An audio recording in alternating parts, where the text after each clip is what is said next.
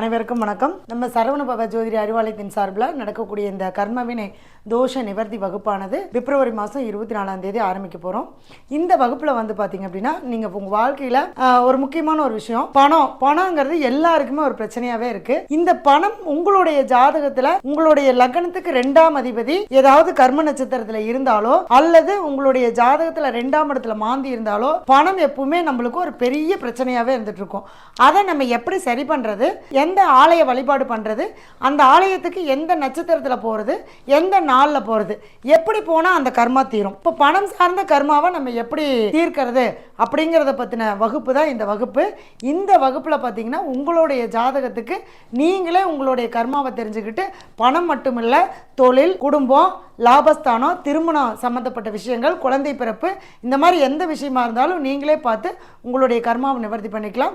நன்றி, வணக்கம், வாழ்க வளமுடன். சந்திரனுக்கு 6 வகையான பேர்கள் இருக்குன்னு சொல்கிறாங்க.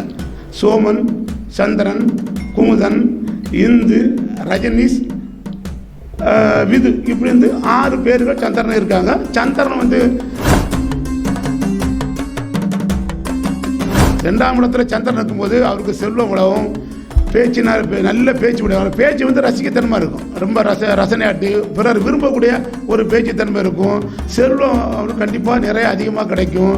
கலைகளில், கல்வியில் அவர் ரொம்ப சிறந்து விளங்குவார். அதுபோக அரசாங்கத்தில் ஒரு நல்ல மதிப்பு உருவாகக்கூடிய ஒரு நபராக அவர் இருப்பார். அது எந்த மாற்று கருத்து கிடையாது.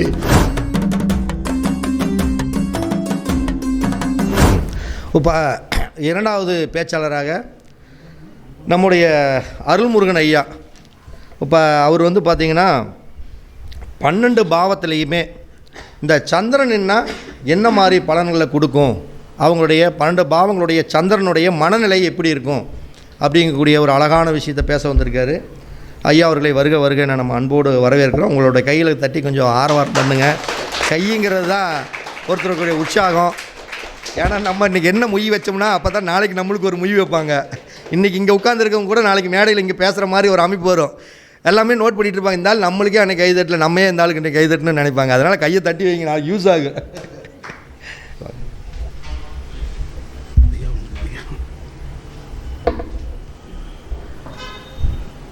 திருச்செந்தூர் முருகப்பெருமான் ஆசையோடும் நம்முடைய சிறப்பு அழைப்பாளராக வருகை புரிந்திருக்கக்கூடிய மலர்கொடி அம்மா அவர்களையும் பவித்ரா அவர்களையும் மேடைக்கு வரும்படி நம்ம அன்போடு வரவேற்கிறோம். உங்களோட கையில் கொஞ்சம் தட்டுங்க.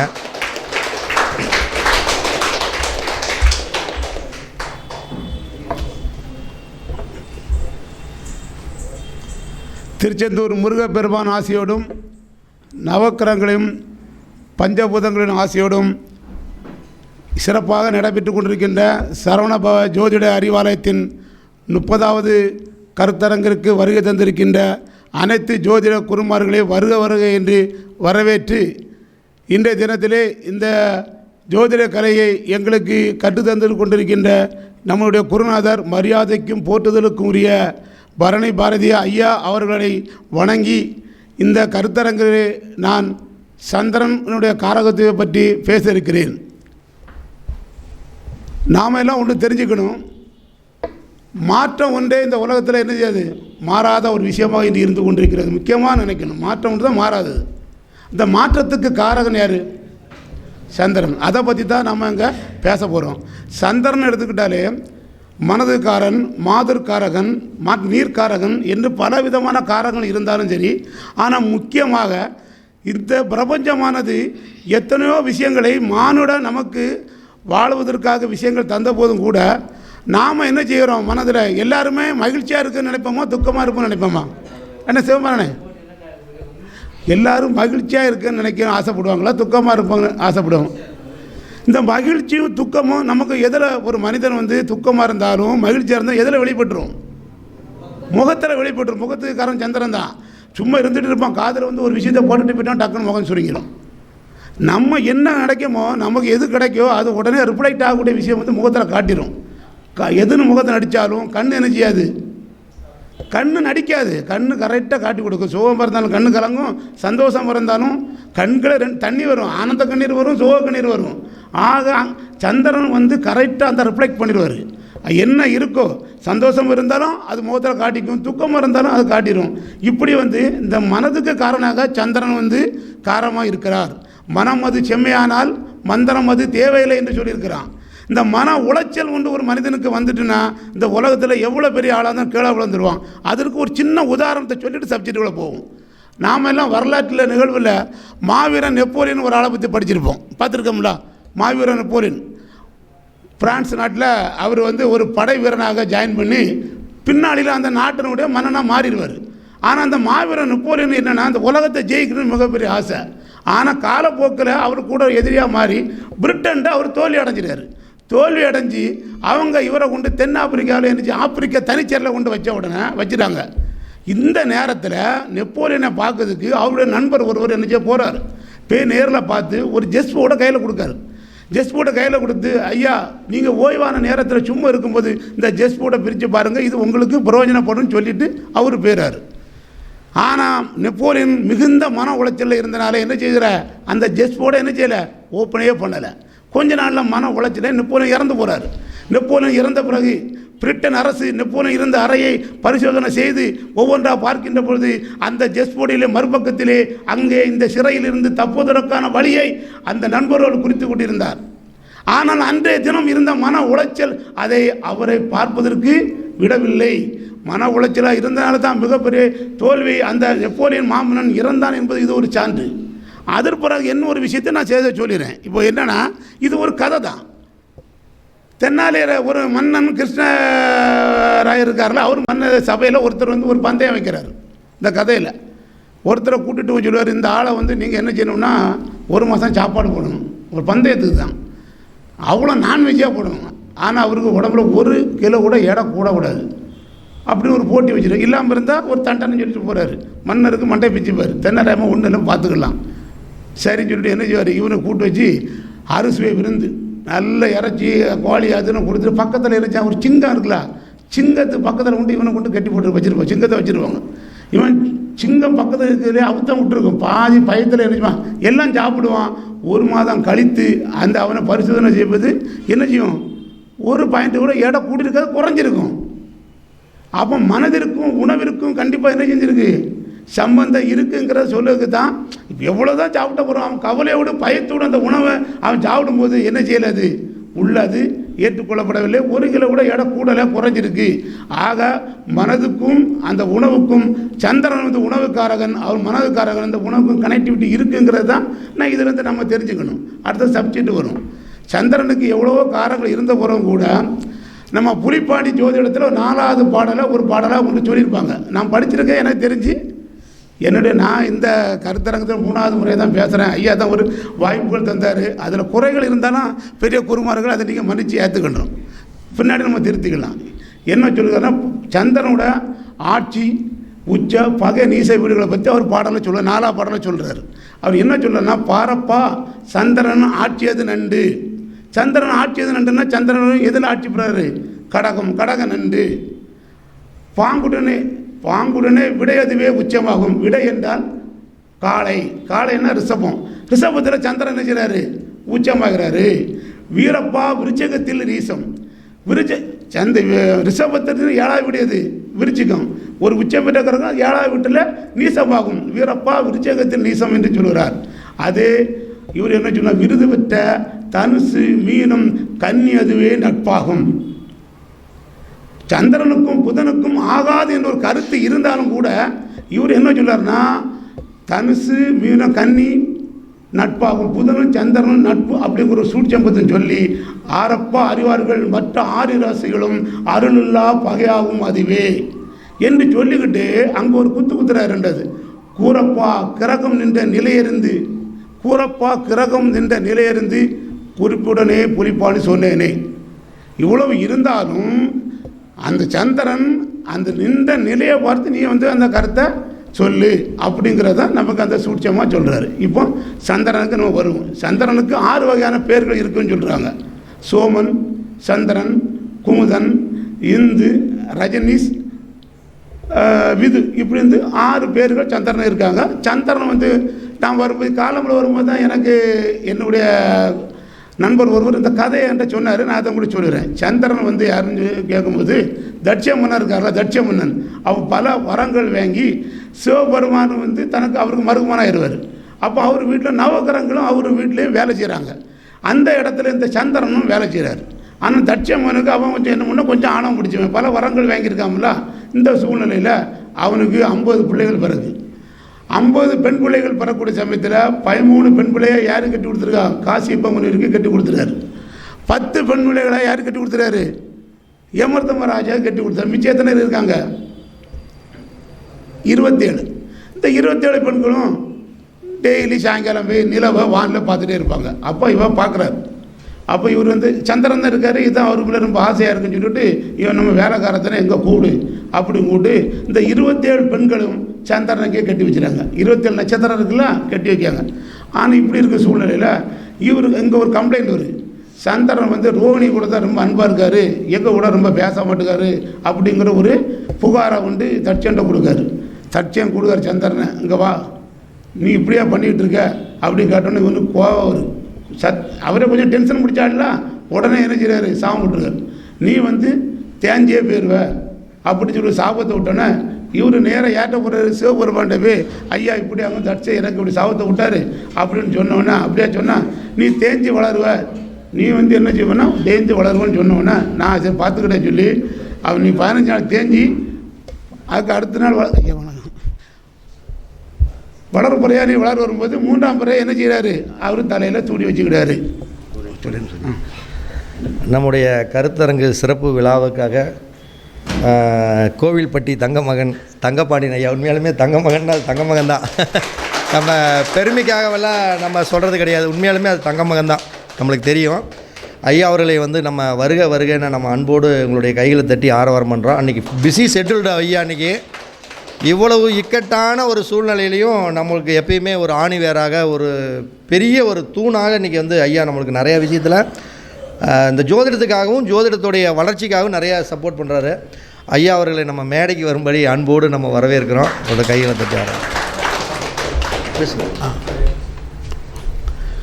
இப்பேற்பட்ட சந்திரன் அவர்கள் நம்மளுடைய ஒருவருடைய ஜாதகத்தில் எந்தெந்த பாவகத்தில் நின்னால் எந்த மாதிரி பலனை தருவார் அப்படிங்கிறத நம்ம பார்க்க போகிறோம். முதலாக லக்கணத்தில் சந்திரன் இருந்தால், அதே அவருக்கு ஆட்சி வீடாக உச்ச வீடாக இருந்தால் கண்டிப்பாக என்ன செய்வார்? அவர் ஒரு அமைதியான குணமும் ஒரு பொறுமையான சாந்தமான குணமும் வசீகர தோற்றமும் அவர்கிட்ட இருக்கும். அதுபோக இவருக்கு இன்னொரு குறிப்பாக சிற்றின்பத்தில் திளைக்கக்கூடிய ஒரு நபராக இருப்பார். அதற்கான சூழ்நிலையும் இவருக்கு அமைஞ்சிடும். அதே போல் இவருக்கு திடீர் பண வரவு கண்டிப்பாக வரும். மேலும் இவர் பந்தயம் போட்டியில் கண்டிப்பாக ஜெயிக்கக்கூடிய வாய்ப்புகள் வரும். அதன் மூலமாக வெற்றி பெறக்கூடிய ஒரு வாய்ப்புகளும் வரும். கற்பனையில் வளமுடையவராக இருப்பார். கதைகள் சொல்வதிலும் ரொம்ப சிறந்தவராக இருப்பார். குளிர்ச்சியான தேகத்தை உடையவர் இருப்பார். இதே நேரம் ஒரு சில நேரத்தில் ஒரு அசால்ட்டான குணமும் ஒரு நிலையற்ற தன்மை மன வாங்க இருக்கக்கூடிய சூழ்நிலை இவருக்கு இருக்கும். அதே நேரத்தில் 2ஆம் இடத்துல இந்த சந்திரன் நின்றாங்கன்னு சொன்னால் கண்டிப்பாக அவர் ஒரு செல்வ வளம் உடையவராக இருப்பார். 2ஆம் இடத்துல சந்திரன் இருக்கும்போது அவருக்கு செல்வ வளம், பேச்சினால் நல்ல பேச்சு உடையவர். பேச்சு வந்து ரசிக்கத்தன்மை இருக்கும், ரொம்ப ரசனையாட்டு பிறர் விரும்பக்கூடிய ஒரு பேச்சுத்தன்மை இருக்கும். செல்வம் அவருக்கு கண்டிப்பாக நிறைய அதிகமாக கிடைக்கும். கலைகளில் கல்வியில் அவர் ரொம்ப சிறந்து விளங்குவார். அதுபோக அரசாங்கத்தில் ஒரு நல்ல மதிப்பு உருவாகக்கூடிய ஒரு நபராக அவர் இருப்பார். அது எந்த மாற்று கருத்து கிடையாது. இதே சந்திரன் 3ஆம் பாவத்தில் நிற்கும்போது அவர் நல்ல ஒரு முயற்சி உடையவராகவும் நல்ல உடல் அமைப்பு கொண்டவராகவும் சிறு சிறு பயணங்கள் மேற்கொள்ளவராக இருப்பார். எதிர்ப்புகளை ஜெயிக்கக்கூடிய ஒரு அமைப்பு அவருக்கு இருக்கும். மனைவிக்கு வாழ்க்கை துணைக்கு கட்டுப்பட்டு நடக்கக்கூடிய ஒரு நபராக இருப்பார். சகோதர சகோதரிகளோட மிகுந்த அன்பாக இருப்பார். சிறு சிறு பயணங்கள் இருந்தாலும் சில நேரங்கள் அலைச்செல்லவே முடியக்கூடிய ஒரு வாய்ப்புகள் உருவாகும். அதுபோக 4ஆம் இடத்தில் சந்திரன் அமர்ந்தால் தாயார் மூலம் மிகுந்த பாசம் இருக்கும். தாயார் மூலம் சொத்துக்கள் கிடைக்கும். நல்ல நண்பர்கள் அமைவார்கள். அதுபோக இவருக்கு பாசன வசதிகள் அதிகமாக இருக்கும். நீர்நிலைகள் பக்கத்திலே இவருடைய வீடுகள் இடங்கள் அமைந்திருக்கக்கூடிய வாய்ப்புகள் அதிகமாக இருக்கும். இதே சந்திரன் நமக்கு 5ஆம் இடத்தில் அமைந்தாங்கன்னா 5ஆம் இடத்தில் அமைக்கும்போது அவர் என்ன செய்வார்? நல்ல செல்வ நிலை, மிகுந்த அறிவாற்றல், நல்ல வாழ்க்கை துணை, குறிப்பாக பெண் குழந்தைகள் 5ஆம் இடத்துல சந்திரன் இருந்தால் மேக்சிமம் அந்த ஆளுங்களுக்கு கண்டிப்பாக ஒரு பெண் குழந்தைகள், அந்த பெண் குழந்தைகளால் ஒரு நல்ல பேர் கிடைக்கும். அந்த மாதிரி இவங்க இந்த தத்துவ ஆராய்ச்சியில் கலைகள் ஆர்வம் இருக்கும், தத்துவ ஆராய்ச்சியில் ஈடுபடக்கூடிய தன்மை இவங்களுக்கு இயற்கையாகவே அமைஞ்சிடும். நல்ல வருமானம் இருக்கும், மிகவும் ஒரு அழகான வாழ்க்கை துணை அமைவார்கள். இந்த மாதிரி அந்யோன்யமான ஒரு வாழ்க்கை துணை இவங்களுக்கு கிடைக்கும். 6ஆம் இடத்துல சந்திரன் இருந்தால் அவங்க சுகபோகமாக வாழணும்னு நினைப்பாங்க. 6ஆம் இடத்துல சந்திரன் வந்துன்னா சொல்ல சுகமாக வாழணும், மிருதுவான தோட்டத்தை இருப்பாங்க. ஆனால் அதே நேரத்தில் இவருக்கு என்ன செய்யணும்னா, இவருக்கு சொந்த செலவில் சூனியம் வைக்க மாதிரி இவருக்கான எதிரியை இவரே உருவாக்கிடுவார். இவரே பேச்சினாலையும் பழக்கத்தினாலையும் இவருக்கூட எதிரியை விரோதிகளை இவரே உருவாக்கிடுவார். எதிர்மறையான சிந்தனைகள் இவருக்கு எப்பவும் ஓடிக்கிட்டே இருக்கும். அதுபோக பிறருக்கு பயந்து நடங்கக்கூடிய ஒரு சந்தர்ப்ப சூழ்நிலை இவருக்கு இயல்பாகவே வந்துவிடும். 7ஆம் இடத்தில் சந்திரன் அமைந்தால் நல்ல ஒரு அழகான வாழ்க்கை துணை அமையும். தாயாரின் அன்பு அரவணைப்பும் நல்ல கிடைக்கும். சமூகத்தின் மேல் ஒரு நல்ல இணக்கமான நாட்டம் உள்ளவராக இருப்பார். ஆனால் இவருடைய வாழ்க்கை துணை திடீரென்று சட்டென்று உணர்ச்சியப்பட்டு ஒரு முடிவெடுக்கக்கூடிய தன்மையில் இவர் இருப்பார். ஆடை அலங்காரத்தில் மிகவும் இந்த ஆர்வம் உள்ளவராக இருப்பார். அப்புறம் 8ஆம் இடத்தில் சந்திரன் இருந்தால் நேர எதிர்மறை சிந்தனை உருவாயிரும். இவர் இறைபக்தி இருக்கும், இருந்தாலும் இறைபக்தியோடு இருப்பார். ஆனால் 8ஆம் இடத்தில் சந்திரன் இருக்கும்போது ஒரு குறுகிய மனப்பான்மை, கண்களில் பிரச்சனை, இந்த மாதிரி நினைவாற்றல் குறைவு, இந்த மாதிரி வேற சிந்தனைகள் எதிர்மறை சிந்தனைகள் அதிகமாக இருந்துகிட்டே இருக்கும். நீர்நிலைகள் பிரச்சனை, சளி தொல்லைகள், இந்த மாதிரி பிரச்சனைகள், நீர் சம்பந்தப்பட்ட அந்த சீதள நோய்கள் சொல்லுவோம்ல, இது அவர்களுக்கு அடிக்கக்கூடிய வாய்ப்புகள் வரும். அப்புறம் 9ஆம் இடத்தில் சந்திரன் இருந்தான்னு சொன்னால் நல்ல கீர்த்தி உடையவர்களாக இருப்பார்கள். புத்திர பாக்கியம் கண்டிப்பாக இவர்களுக்கு அமைந்திருக்கும். கலைகளில் மிகுந்த நாட்டம் இருக்கும். கலைகள் மூலம் இவங்க நல்ல வெற்றி பெறுவாங்க. சமுதாயத்தில் ஒரு அந்தஸ்தோடு இருப்பாங்க. 10ஆம் இடத்துல சந்திரன் அமைந்தால் இவர்கள் நகைச்சுவையான உணர்வுகள் இயல்பாகவே நகைச்சுவையான உணர்வுகள் கொண்டவர்களாக இருப்பாங்க. எதிரியை வெற்றி கொள்ளக்கூடிய அமைப்பு இவர்களுக்கு கண்டிப்பாக இருக்கும். திரவ பொருட்கள் மூலமாக அந்த தொழில்கள் மூலமாக வெற்றி பெறக்கூடிய ஒரு சூழ்நிலைகள் அமைப்பு இருக்கும். ஆன்மீகத்தில் மதப்பற்று உடையவராக மத பிரச்சாரம் செய்வராக இவர் கண்டிப்பாக இருப்பார், எந்த மாற்று கிடையாது. தொழிலில் டெக்னிக்கல் சொல்லுவாங்களே, தொழில்நுட்ப துறையில் சிறந்து விளங்கக்கூடிய ஒரு தன்மை இவருக்கு அமையும். 11ஆம் இடத்தில் இந்த சந்திரன் அமைந்தால் அவர் மொத்தத்தில் ஆயுள் பலம், முதல்ல 11 சந்திரன் இருந்தால் ஆயுள் பலமாக இருக்கும். கலைகளை மிகவும் சிறந்து விளங்குவார்கள். வெளியிடங்கள் தூர பயணங்கள் செல்வதற்கு மிக நாட்டம் இருக்கும். வெளிநாடு சென்று அவர் லாபம் ஈட்டக்கூடிய சந்தர்ப்ப சூழ்நிலைகள் அமையும். மூத்த சகோதரர்கள் மூலமாக நல்ல வருமானங்கள், ஆதரவுகள், அன்பு, பாசம் இவங்களுக்கு மூத்த சகோதரமாக மிகுந்து கிடைக்கும். கலைகளில் நல்ல நாட்ட உள்ளவர்களாக இருப்பார்கள். இதே 12ஆம் இடத்தில் நமக்கு சந்திரன் அமைந்தால் எதிர்மறை சிந்தனைகள் இவங்களுக்கு உருவாகும். நண்பர்கள் அதிகமாக இருப்பார்கள். ஆனால் அதே நேரத்தில் எதிர்மறை சிந்தனைகள், குறுகிய மனப்பான்மை, குறுகிய எண்ணங்கள், இந்த மாதிரி சிந்தனைகள் இவங்களுக்கு ஓடிக்கிட்டே இருக்கும். கண்கள் வலி, பாதங்கள் வலி. 12ஆம் இடத்தில் சந்திரன் வந்தால் பாதங்களில் கண்டிப்பாக வலி உருவாகக்கூடிய அமைப்பு இவங்களுக்கு கண்டிப்பாக இருக்கும். எதிர்மறை சிந்தனை உருவாகும். சில இடங்களில் என்ன செய்யணும், பணம் தேவையற்ற செலவுகள் வரும், விரயம் வரும், அவமானங்கள் ஏற்பட்ட சூழ்நிலை வரும். இவ்வளோ எல்லாம் நம்ம இருந்த போதும் கூட எவ்வளவோ நமக்கு ஆண்டவன் இந்த பிரபஞ்சம் இயற்கை விதிப்படித்தான் வாழ்க்கை என்று கொடுத்திருந்தாலும் கூட 50% விதியும் கொடுத்தாலும் கூட நமக்கு மதியங்கின்ற உதவி இறைவன் நமக்கு தந்து உன் வாழ்க்கை நீ சீரமைத்து கொள்ள சில பரிகாரங்களை தந்திருக்க. விதிப்படி தான் நடக்கின்ற ரோட்டில் கண்ணை மூடிட்டு போயிடலாமே, விதிப்படி தான் நடக்குன்னு சொன்னால் நம்ம கண்ணை மூடிட்டு போயிடலாம். பஸ் இடிச்சா சாவும், இல்லாட்டா வாழ்ந்துட்டு போகிறோம். அப்படி அல்ல. விதி 50% இருந்தாலும் பாதி உன் மதி என்ற நம்மளை உங்களை தந்திருக்க. நம்ம வாழ்க்கையை சீரமைத்து கொள்ளலாம். நம்முடைய ஜோதிட குருமார்கள் அதுக்காக தான் ஜோதிடம் என்ற இந்த வழிகாட்டுதல் மூலமாக நாம சீரமைத்து கொள்ளலாம், அதற்கான பரிகாரங்களை தேடிக்கொள்ளலாம் என்று தான். அதனால் ஒவ்வொரு எல்லாம் மைனஸ் இருந்தாலும் நம்ம ஐயா குருநாதர் மரியாதை குருநாதர் அவர்கள் முதல் முறையாக பேசும்போது 10ஆம் பாவகம் இந்த இடத்தில் இருந்தாலும் கூட நான் இந்த பதிவை 6, 8, 12 எந்த ஸ்தானத்தில் அமைந்திருக்கக்கூடியவருக்காக தான் பதிவிடுகிறேன். பாதிக்கப்பட்டவருக்கு தான் இதை சொல்கிறேன். காய்ச்சல் உள்ளவனுக்கு தான் மருந்து. எல்லாம் இருந்துட்டு என்ன செய்யணும், இப்படி இருந்தால் நீ இப்படி ஜெயிச்சிக்கோ அப்படிங்கிறது தான் அவங்க சொன்னது, நம்ம கற்று தந்தது. அதே போல தான் எல்லாம் இருந்து நல்லதாக இருந்தாலும் தீய எதிர்மறை சிந்தனைகள் இருந்தாலும் கூட நாம் இப்போ இது என்ன செய்யலாம். அப்போ சந்திரனுடைய நட்சத்திரங்களான நம்ம ரோகிணி, அஸ்தம், திருவோணம் இந்த நட்சத்திரங்கள் வரக்கூடிய நாட்களில் நாம் ஆலயங்கள் சென்று நாம் சிவபெருமானையோ, சில நவகிரகங்களில் சந்திரன் இருக்கும், சில ஆலயங்களில் சந்திரனுக்கு தனியாக இருக்கும். அப்படி இல்லைன்னா நவகிரகங்களை வச்சு நாம் 2 தீபங்கள் மண்ணாளர்களை ஏற்றி அவங்களை சந்திரனை நினைத்து வழிபடும் போது கண்டிப்பாக நமக்கு அந்த எதிர்மறை சிந்தனைகள் நமக்கு குறையும்.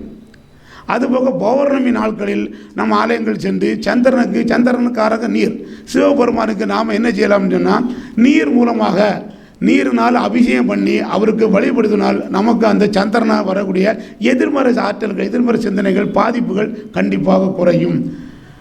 இதே பௌர்ணமி நாட்களில் சந்திரனாலே நம்ம அரிசி சொல்லுவோம். இந்த பௌர்ணமி நாட்களில் சிவாலயங்களுக்கு அன்னதானத்திற்கு நம்ம அரிசி வாங்கி கொடுத்து உதவும் மூலமாகவும் நீர்நிலைகளில் பசும்பாலை ஊற்றி வழிபடுவதன் மூலமாகவும் புனித நீராடி பசும்பாலை ஊற்றி வழிபடுவதன் மூலமாகவும் நமக்கு இந்த சந்திரனால் வரக்கூடிய இந்த எதிர்மறை ஆற்றல்கள் பாதிப்புகள் கண்டிப்பாக குறையும். அதுபோக சந்திரன் சொன்னால் ஈய பாத்திரம் சொல்லுவோம். இந்த ஈய பாத்திரத்தில் நெல்லை ஊற வச்சு பசுவுடன் கூடிய கன்றுக்கு நம்ம அங்கே உணவாக கொடுத்தோன்னு சொன்னாலும் இந்த சந்திரனால் வரக்கூடிய பாதிப்புகள் கண்டிப்பாக மறையும்.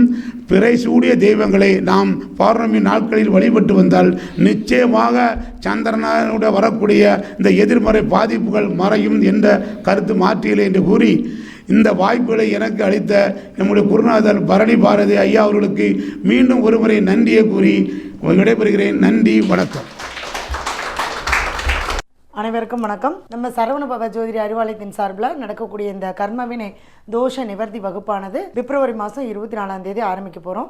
இந்த வகுப்பில் பார்த்தீங்க அப்படின்னா நீங்கள் உங்கள் வாழ்க்கையில் ஒரு முக்கியமான ஒரு விஷயம் பணங்கிறது எல்லாருக்குமே ஒரு பிரச்சனையாகவே இருக்குது. இந்த பணம் உங்களுடைய ஜாதகத்தில் உங்களுடைய லக்னத்துக்கு 2ஆம் அதிபதி ஏதாவது கர்ம நட்சத்திரத்தில் இருந்தாலோ அல்லது உங்களுடைய ஜாதகத்தில் 2ஆம் இடத்துல மாந்தி இருந்தாலோ பணம் எப்பவுமே நம்மளுக்கு ஒரு பெரிய பிரச்சனையாகவே இருந்துட்டு இருக்கும். அதை நம்ம எப்படி சரி பண்ணுறது, எந்த ஆலய வழிபாடு பண்ணுறது, அந்த ஆலயத்துக்கு எந்த நட்சத்திரத்தில் போகிறது, எந்த நாளில் போகிறது, எப்படி போனால் அந்த கர்மா தீரும், இப்போ பணம் சார்ந்த கர்மாவை நம்ம எப்படி தீர்க்கிறது அப்படிங்கிறத பற்றின வகுப்பு தான் இந்த வகுப்பு. இந்த வகுப்பில் பார்த்தீங்கன்னா உங்களுடைய ஜாதகத்துக்கு நீங்களே உங்களுடைய கர்மாவை தெரிஞ்சுக்கிட்டு பணம் மட்டுமில்லை, தொழில், குடும்பம், லாபஸ்தானம், திருமணம் சம்மந்தப்பட்ட விஷயங்கள், குழந்தை பிறப்பு, இந்த மாதிரி எந்த விஷயமா இருந்தாலும் நீங்களே பார்த்து உங்களுடைய கர்மாவை நிவர்த்தி பண்ணிக்கலாம். நன்றி, வணக்கம், வாழ்க வளமுடன்.